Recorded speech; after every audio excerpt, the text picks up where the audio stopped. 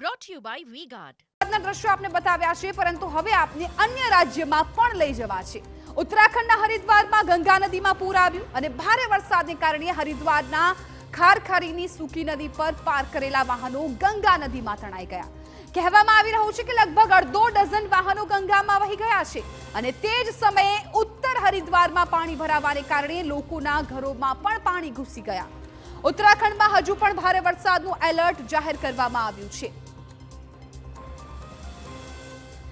ઉત્તરાખંડમાં 27 જૂને ચોમાસું આવી ગયું છે અને હવે તેણે સમગ્ર રાજ્યને ઘમરોળ્યું છે.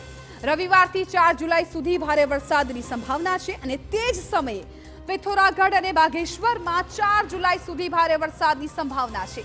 જ્યારે આ સપ્તાહે ઉત્તરાખંડના અન્ય વિસ્તારોમાં હળવાથી મધ્યમ વરસાદ થઈ શકે તેવી આગાહી છે. આપને જણાવી દઈએ કે ચોમાસાના આગમનની સાથે જ ઉત્તરાખંડમાં વરસાદ શરૂ થઈ ગયો. હરિદ્વારમાં શનિવારે બપોરે વરસાદને કારણે ગંગા નદીનું જળસ્તર છે અચાનક વધી ગયું, જેને કારણે ડઝનબંધ વાહનો નદીમાં વહી ગયા. ગંગા નદીમાં વહેતા વાહનોને જોવા માટે લોકોની ભારે ભીડ ઉમટી.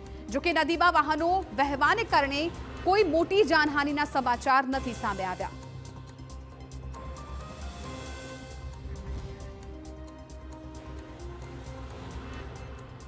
Brought to you by V-Guard.